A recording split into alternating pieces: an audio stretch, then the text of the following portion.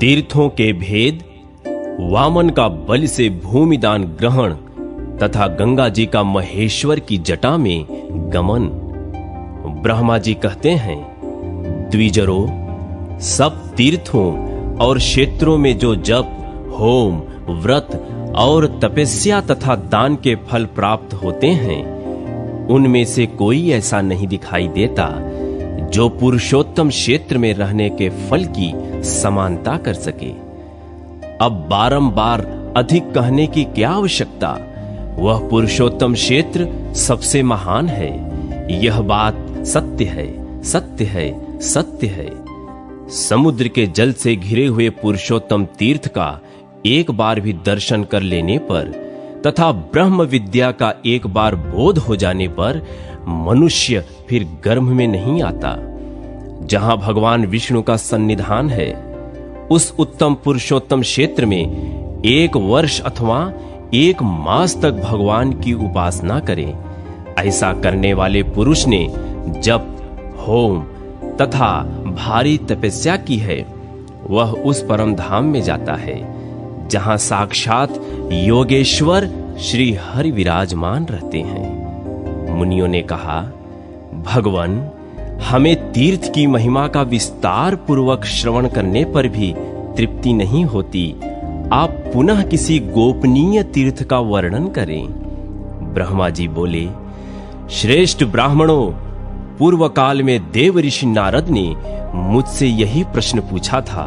उस समय मैंने प्रयत्न पूर्वक जो कुछ उनसे कहा था, वही तुम्हें भी बतलाता हूं। नारद जी ने पूछा, जगतपते, स्वर्गलोक, मृत्युलोक और रसातल में कुल कितने तीर्थ हैं तथा सब तीर्थों में सदा कौन सबसे बढ़कर है?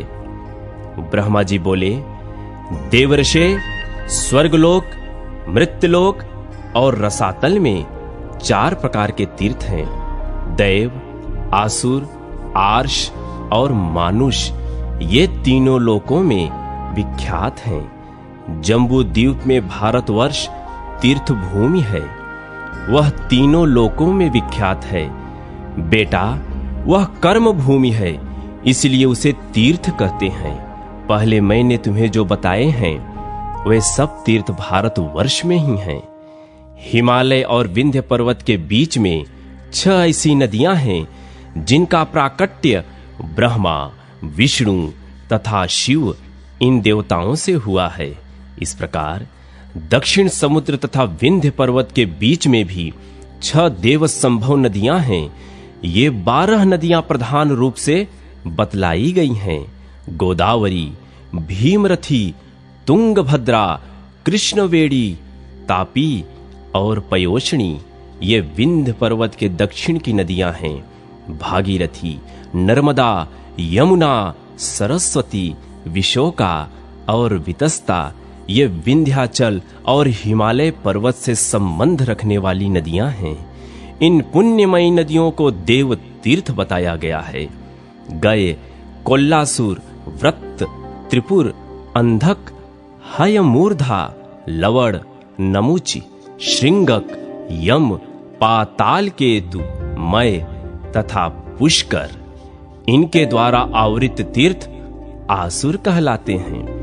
प्रभास, भार्गव, अगस्ती, नर नारायण, वशिष्ठ, भरद्वाज, गौतम और कश्यप, इन ऋषिमुनियों द्वारा सेवित तीर्थ ऋषि तीर्थ हैं। अम्बरीश, हरिश्चंद्र, मानधाता, मनु, कुरु, कनखल, भद्राश्व, सगर, अश्यूप, नचिकेता, वृषाकपि तथा अरिंदम आदि मानवों द्वारा निर्मित तीर्थ मानुष कहलाते हैं। ये सब यश तथा उत्तम फल की सिद्धि के लिए निर्मित हुए हैं।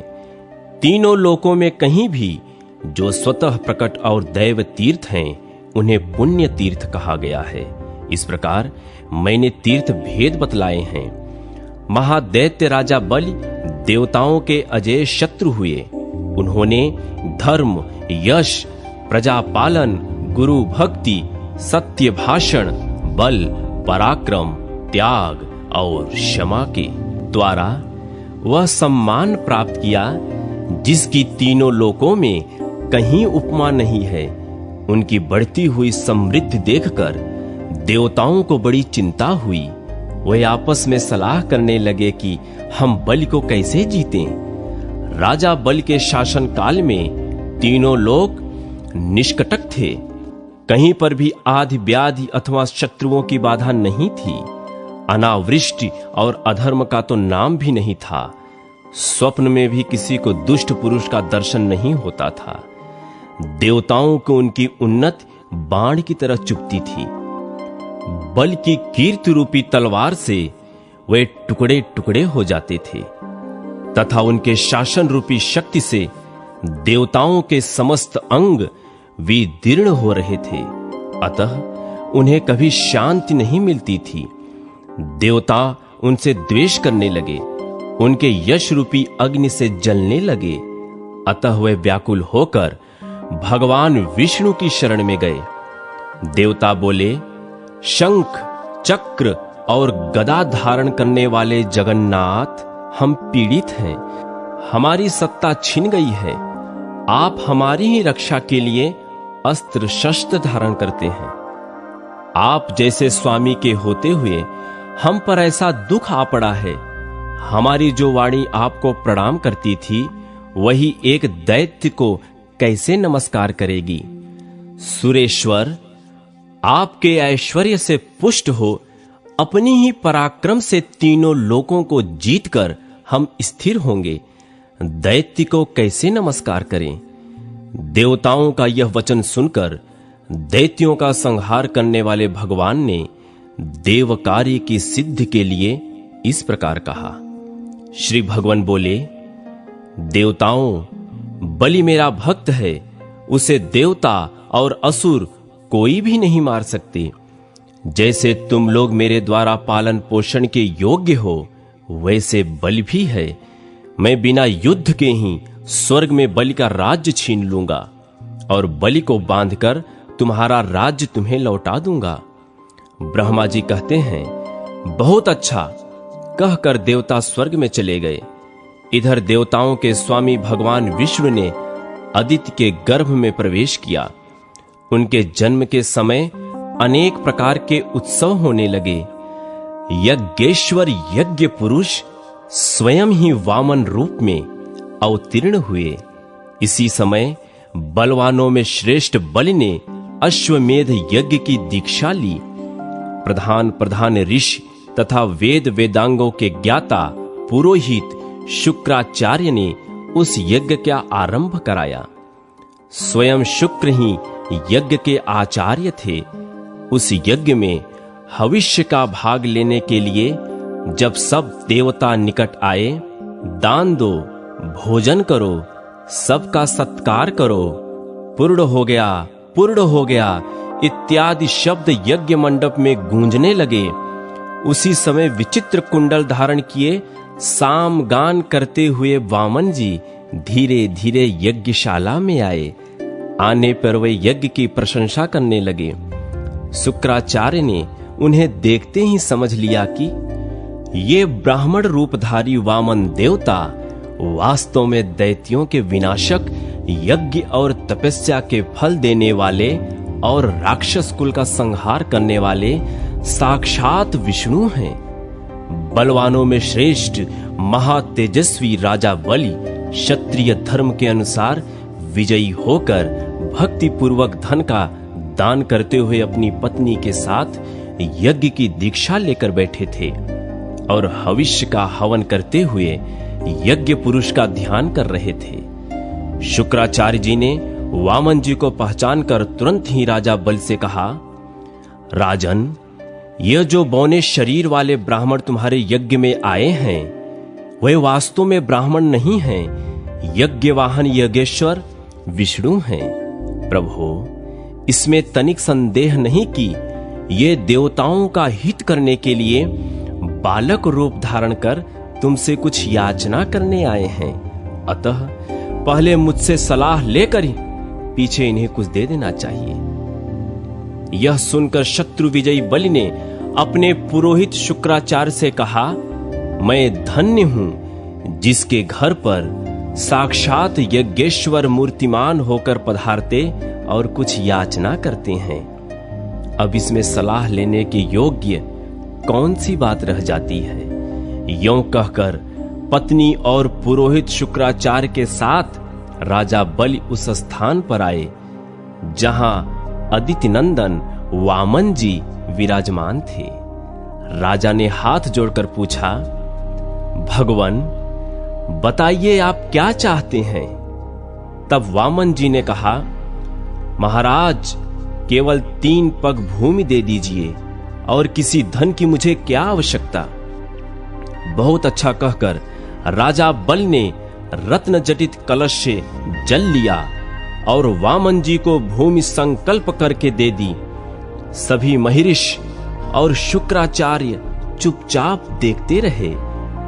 वामन जी ने धीरे से कहा, राजन स्वस्थ आप सुखी रहें, मुझे मेरी नापी हुई 3 पग भूमि दे दीजिए।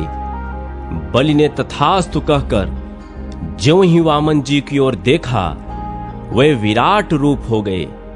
चंद्रमा और सूर्य उनकी छाती के समान आ गए।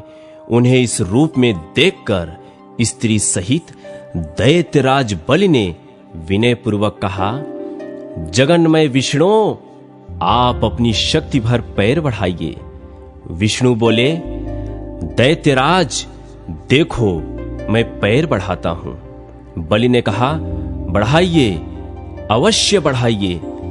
तब भगवान ने पृथ्वी के नीचे स्थित कच्छप की पीठ पर पैर रखकर पहला पग बलि के यज्ञ में रखा, किंतु उनका दूसरा पग ब्रह्मलोक तक जा पहुंचा।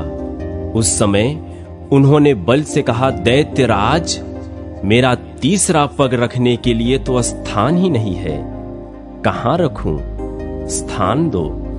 यह सुनकर बलि ने हंसते हुए कहा, जगन्मय देवेश्वर आपने ही तो जगत की सृष्टि की है, मैं तो इसका सृष्टा नहीं हूं। यदि यह छोटा या थोड़ा हो गया है तो इसमें मेरा क्या दोष, मैं क्या करूं। केशव फिर भी मैं कभी असत्य नहीं बोलता, अतः मेरे सत्य की रक्षा करते हुए आप अपना तीसरा पग मेरी पीठ पर ही रखिए। बलि का यह वचन सुनकर वे दत्त्रीय रूप से देव पूजित भगवान प्रसन्न होकर बोले, दैत्यराज मैं तुम्हारी भक्ति से बहुत प्रसन्न हूं, तुम्हारा कल्याण हो, कोई वर मांगो। तब बलि ने जगत के स्वामी भगवान त्रिविक्रम से कहा, अब मैं आपसे यही याचना करूंगा। तब भगवान ने स्वयं ही प्रसन्न होकर उन्हें मनोवांछित वर दिया। वर्तमान समय में रसातल का राज्य, भविष्य में इंद्र पद, स्वतंत्रता तथा अविनाशी यश आदि प्रदान किए। इस प्रकार दैत्यराज बलि को यह सब कुछ देकर भगवान ने उन्हें पुत्र और पत्नी सहित रसातल में भेज दिया और इंद्र को देवताओं का राज्य अर्पित किया।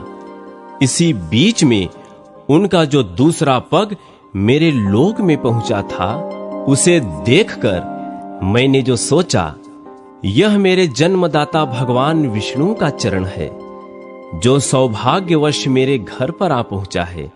इसके लिए मैं क्या करूं जिससे मेरा कल्याण हो। मेरे पास जो यह श्रेष्ठ कमल कुंडल है, इसमें भगवान शंकर का दिया हुआ पवित्र जल है।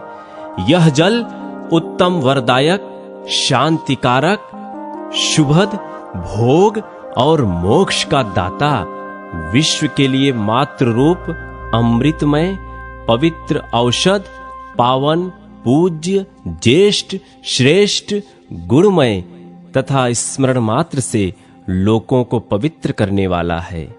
यह जल मैं अपने पिता को अर्घ्य रूप से अर्पित करूंगा।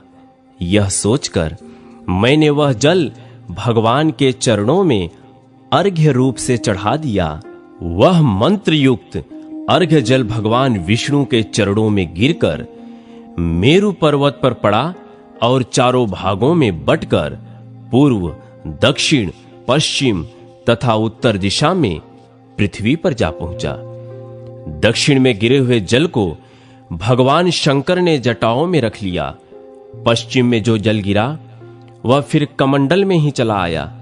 उत्तर में गिरे हुए जल को भगवान विष्णु ने ग्रहण किया तथा पूर्व में जो जल गिरा उसे देवताओं, पितरों और लोकपालों ने ग्रहण किया। अतः वह जल अत्यंत श्रेष्ठ कहा जाता है।